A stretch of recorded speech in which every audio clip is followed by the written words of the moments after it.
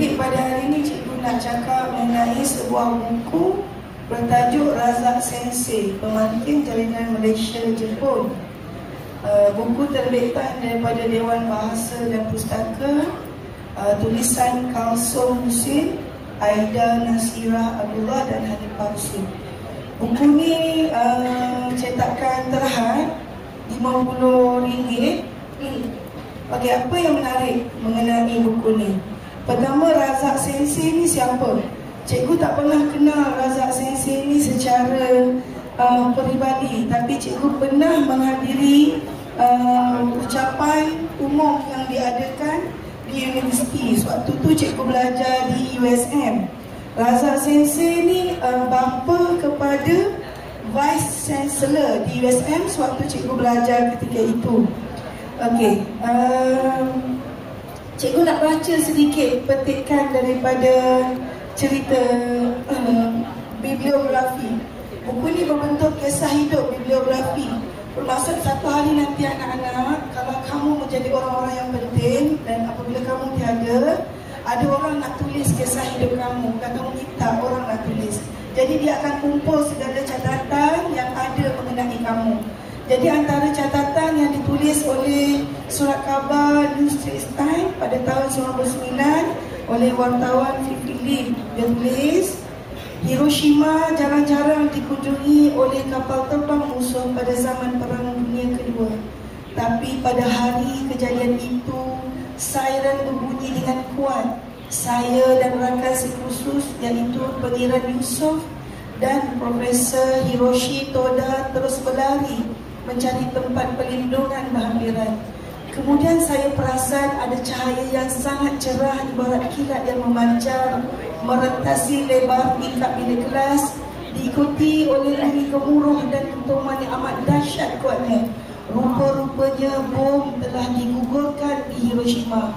Bom itu dijatuhkan pada pukul 8.15 pagi 1.5 km daripada kelas terbabit. Profesor Razak, Dr. Razak Sensei yang dikenali dalam bidang pendidikan sebagai Razak Sensei antara perintis pendidikan nuklear di Malaysia. Dia adalah saksi hidup sewaktu bom atom digugurkan. Dan dia antara pelajar Malaysia yang sedang belajar di situ yang bernasib baik, yang terselamat. Dan antara pelajar kita ada yang meninggal. Ada catatan di sini tulis, beliau berkata, saya tidak dapat melupakan sedikit pun tubuh-tubuh yang terbakar di sepanjang tebing sungai. Saya masih boleh melihat mayat-mayat hangus yang jatuh satu demi satu ke dalam sungai. Kulit mereka rentung yang kelihatan cuma tali pinggang di pinggang dan mereka atau jam tangan di pergelangan tangan mereka yang tidak terbakar hangus. Okey anak-anak, ceritanya macam mana? Sewaktu bom Hiroshima tu jatuh, Razak Sensei ni jatuh dalam timbunan-timbunan, kemudian dia bangun keluar dan merangkak-rangkak keluar dan keadaan bingung dan penuh habuk-habuk tu. Ini klimaks cerita dia lah, sebab dia adalah orang yang mengalami waktu bom itu jatuh. Dan habuk-habuk yang bingung-bingung tu dia keluar, dia jumpa kawan dia, dia ingatkan makcik rumah sewa dia. Rupanya orang yang bekerja pernah dia tolong-tolong, tiba-tiba berlaku kebakaran yang secara tiba-tiba. Boleh bayang tak macam kita tengok cerita Black Magic, tiba-tiba api datang macam tu. Jadi Razak Sensei ni dia berlari ke arah Jambatan Aloi, tak silap saya nama dia. Kat sungai tu ada rakit, dia lompat atas rakit yang boleh buat dalam 15 orang. Jadi ketika dia lompat atas rakit, dia nampak api tu menyambar, dia orang terjun ke dalam sungai. Dan api tu lalu dekat permukaan sungai, dan bila dia naik semua rentung. Okey, itu kesan perang sebenarnya anak-anak. Okey, apa yang saya nak kamu faham adalah Razak Sensei ini orangnya macam mana yang kita dapat belajar daripada bibliografi dia. Dia antara pelajar Malaysia yang awal yang dihantar belajar ke Jepun. Jadi dia mempunyai pribadi yang sangat cantik. Apa yang saya dapat simpulkan, saya selalu cakap dekat kamu semua, mungkin ada yang masa dengar, orang yang pandai, orang yang intelektual belum tentu beradab, tapi orang yang beradab mesti orang yang pandai. Itu yang dipotretkan oleh Razak Sensei. Masa saya hadir, masa dia buat cakap dekat Dewan Budaya di USM tu, orang yang sangat tinggi akhlaknya. Jadi saya nak ingat lagi, anak-anak, cikgu kat sekolah ni, dia macam orang tua yang jiwa dia tak sama dengan kamu. Okay, dia tak sama, saya tak sama dengan kamu. I'm always be your teacher, but I never be your friend. We can be close as a close friend, but we never be close friend. Kena faham tu. There is a gap. Kamu rapat macam mana dengan mak kamu pun ada rasa yang kamu tak boleh cerita dekat mak kamu, betul tak? Sebab mak kamu bukan kawan baik kamu, betul? Kamu respect dia pada level yang lain, betul? Jadi bila cikgu minta tolong, bila cikgu minta body language, tone suara, jaga. Cikgu bagi contoh ya. Cikgu cakap kat Adam, Adam tolong angkat barang cikgu dah. Adam malas masa tu, dia boleh pada ahli kaki dia sakit. Dia cakap macam ni, alah cikgu, saya tak nak lah, saya penat.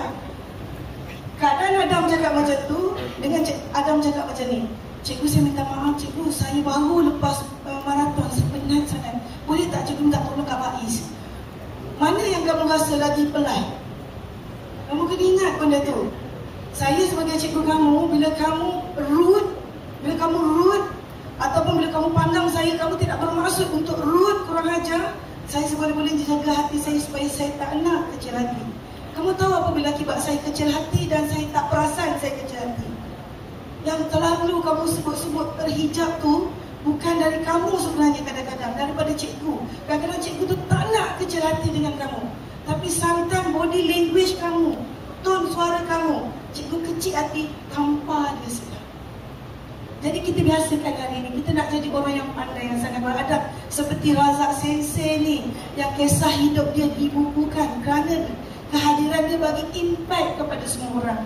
Seseorang pernah berkata kepada cikgu, orang yang baik, pemergian dia akan dirinduki, kehadirannya akan dinanti. Jadilah orang yang macam tu. Kita nak jadi orang yang macam ni. Jadi jaga kita punya body language, kita punya tone suara. Senyum-senyum selalu. Bila kita cakap sambil senyum, ramah bunyinya.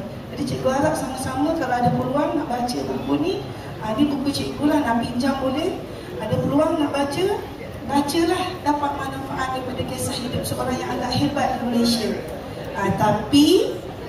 Tapi kalau nak pinjam buku cikgu ni, kena jaga macam mana saya jagalah. Okey, itu sahaja untuk hari ini. Semoga bermanfaat. Assalamualaikum.